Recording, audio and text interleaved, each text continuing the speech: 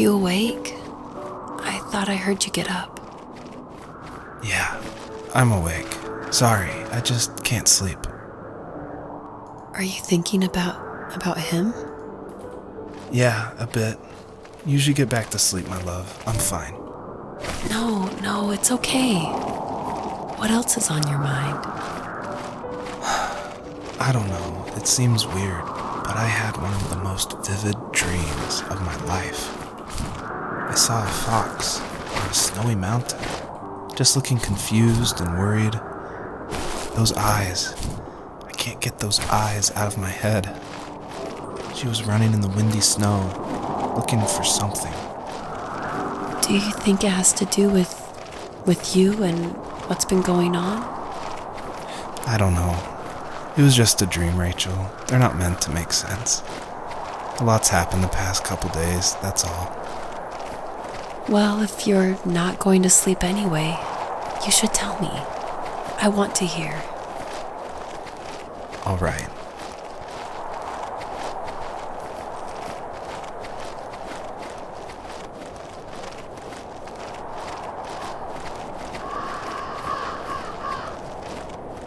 So, not far from her home, she followed that path to something unexpected.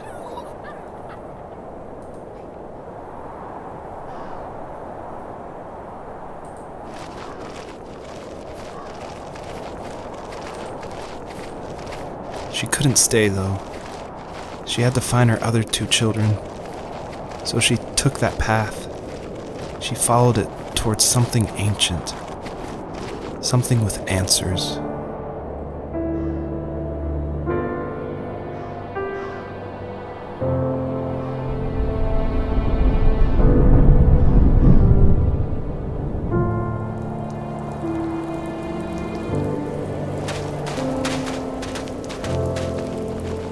The fox looked high and low, searching for any sign of her cubs. Points of light showed the way to this ancient tree. It was as if each one had a story to tell, all their own. The land was trying to tell my story, too.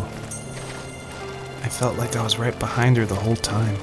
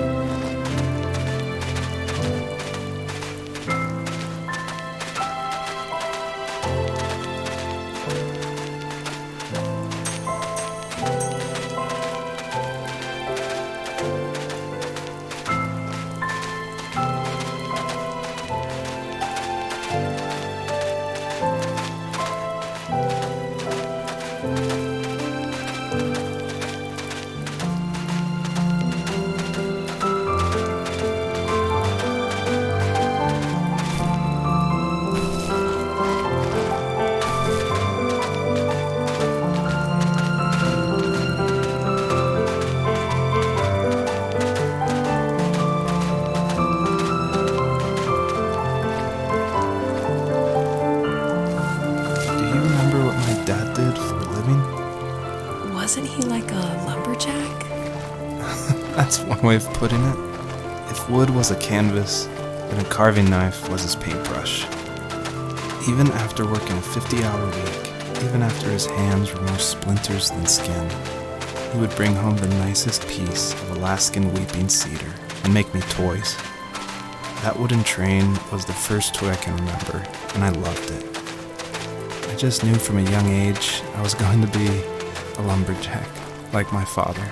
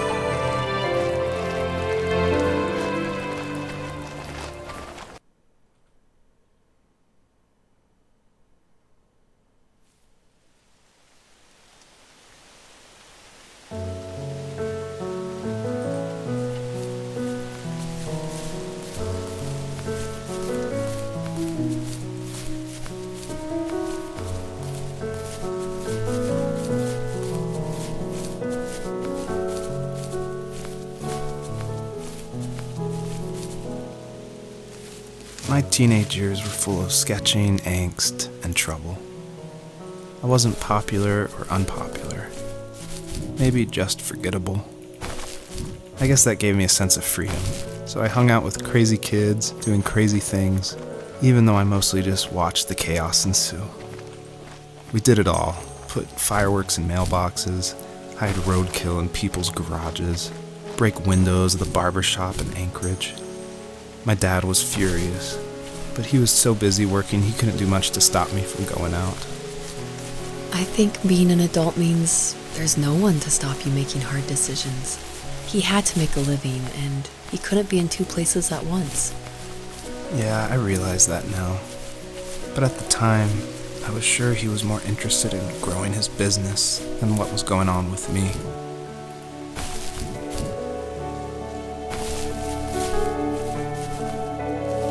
He was working another late night, and my friends were over, saying how bored they were and how they'd come all the way out to my house for nothing.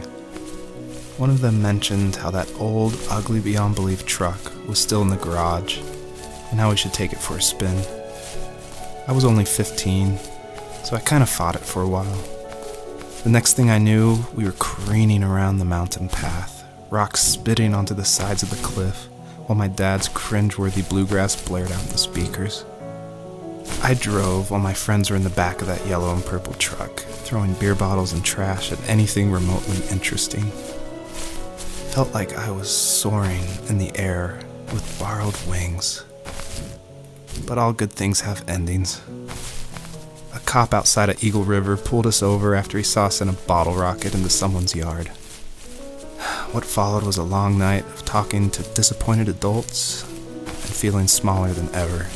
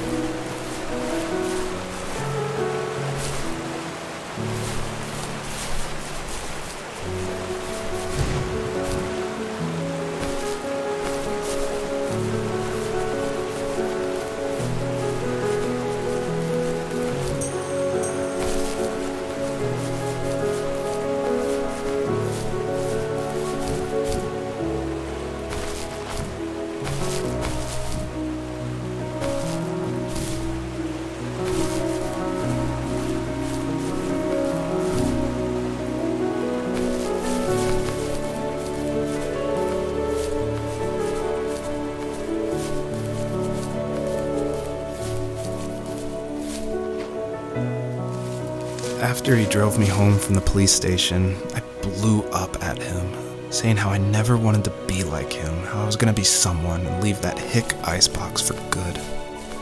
He just looked forward at the road with tired eyes. I took out that bluegrass tape from the cassette deck and chucked it out the window. In my sage teenage wisdom, I thought I had proved the ultimate point. But my dad had a different idea. He slammed the brakes, slowly bowed his head while gripping the steering wheel, and finally looked at me. All he said, like it was a polite request, was, "Make this right." I sat there in silence, fuming, but I eventually got out and combed every square inch of the woods, muttering profanity after profanity. I found it 30 minutes later, near a small waterfall off the road. I went back to the truck, put the wet tape back in, and sure enough it worked. We didn't speak another word to each other the rest of the night. Wow, I knew you were a crazy teenager, but It's hard to believe, isn't it? It surprises me too. It's like I didn't really know who that kid was back then. I bet my dad thought the same thing over and over. It's almost like he was saying, "Make this right," to himself, more than to me.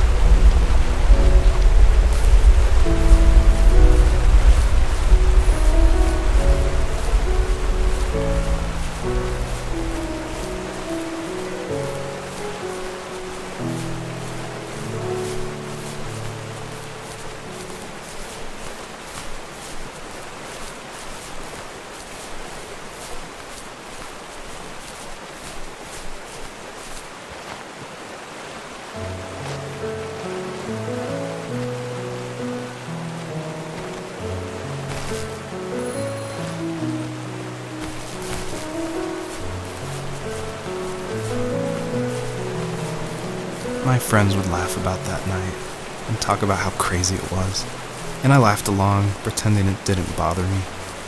But it did. I imagined my friends growing old in the bush, unable to find that thrill in those godforsaken ice fields. It's like those mountains were a literal wall, keeping me from leaving, where all I would have to look forward to are lumber yards and evening views. I had to climb over. That was my only goal for a long time.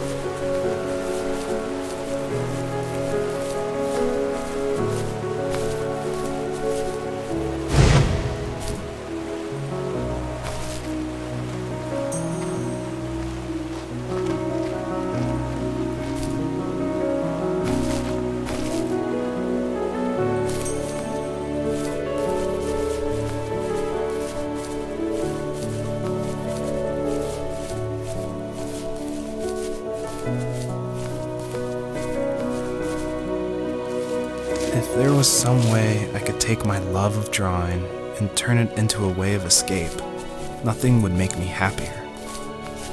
I wanted to create instead of tearing trees down. I wanted to move to the lower 48, not because I hated it there in Alaska, but I hated the idea of it. It's like all of that spite inside me had created this monster which followed me around my whole teenage years. I put so much energy into doing what others didn't expect of me. Why did I do that? There's one fact you're forgetting, though. If you didn't have that fire in you, we probably would have never met. You're absolutely right.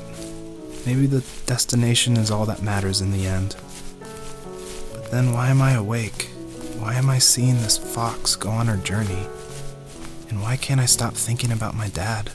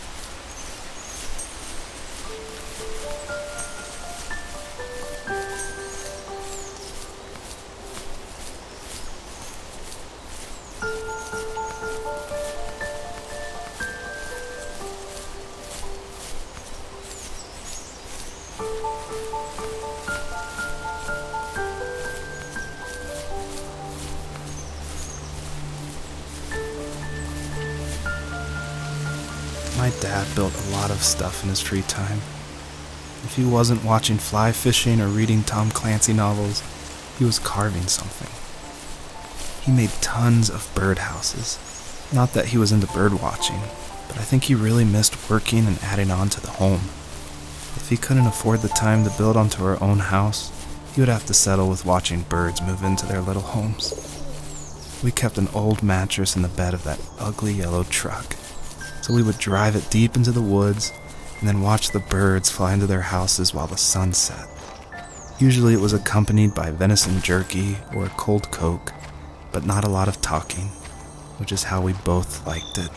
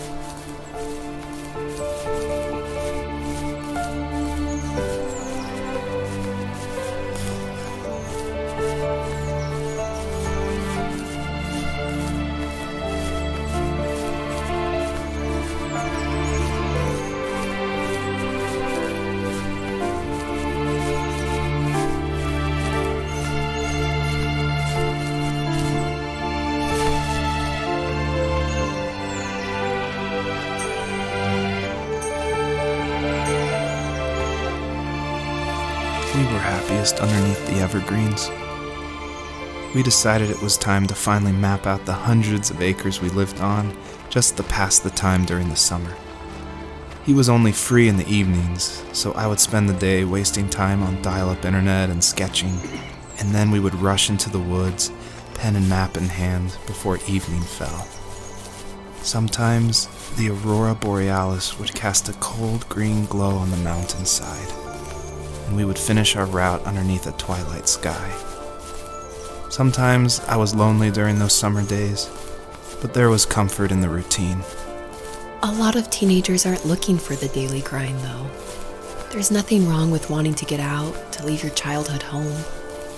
You wanted to progress, to make something of yourself. Yeah, you're right. That house. I'm sure it's the same as how I left it.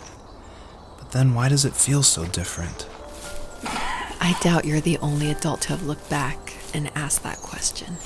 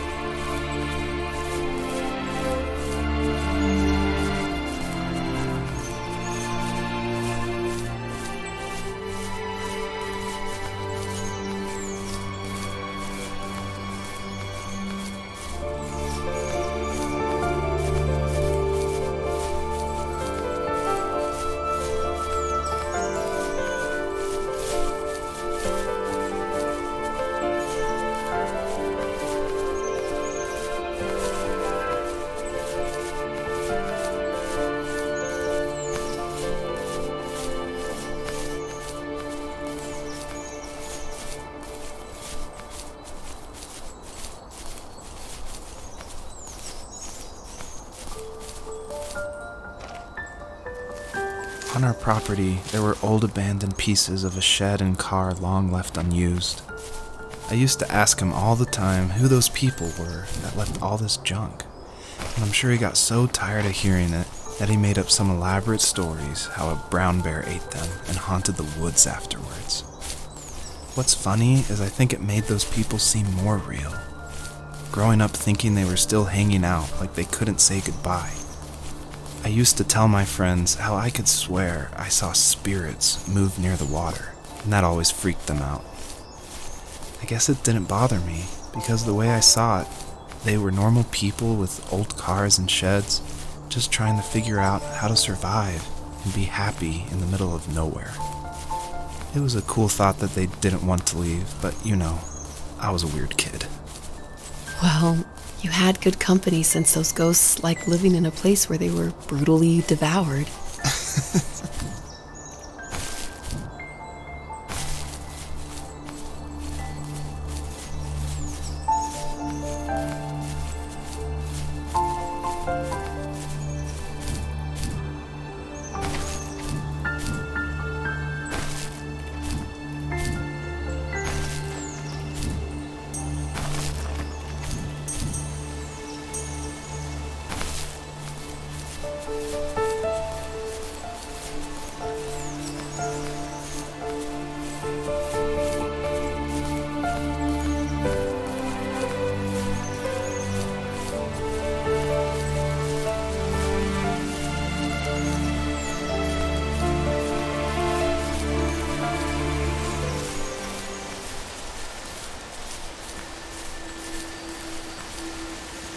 Even at my most distant, at the times when I detested him the most, he kept reaching out. For a year straight, he asked me every week when we were going camping.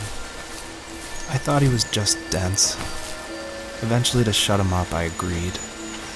We carried out the worn lawn chairs from the garage and set up a cinder block campfire at the site we'd always used behind the house.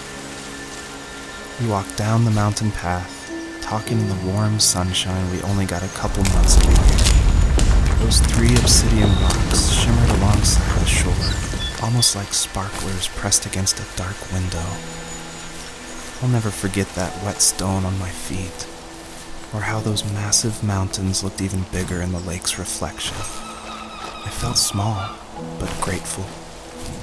As the sun set, my dad found something I hadn't seen for a long time. The tree where I'd made my first carving when I was 6. I hadn't even carved it. My dad had helped me, but I still called it my tree. Something about seeing my name there made me open up, and we talked about everything that night in that old camouflage tent. I told him how much I loved sketching and design, and how it would be a dream to study architecture in Seattle. I told him how I didn't get along with my friends much anymore, but that I didn't mind being alone. He told me he was there for me, and he joked that if all he had to do was write my name on a tree to finally get me to talk, he would have left me carved logs with novels on them in front of my room every morning. I don't know why it took me that long to realize it, but it was then I knew how much he had sacrificed for me. The perpetrator stood nearby, unfazed, like nothing was wrong. My dad is dead, and he's never coming back, Rachel. I can tell you these stories, but I can never reminisce with him again. He can never hold a grandchild that we'll probably never be able to have. I can never talk to him again, and I'll never be able to say I'm sorry for everything.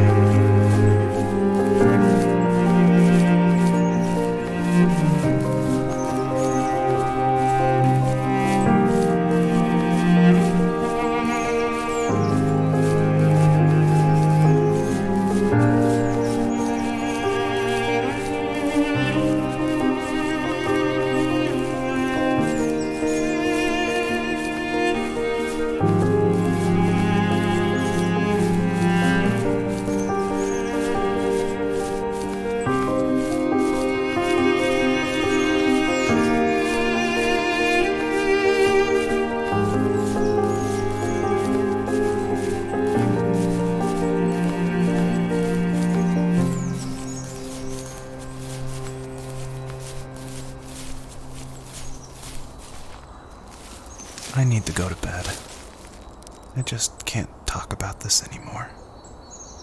Good night.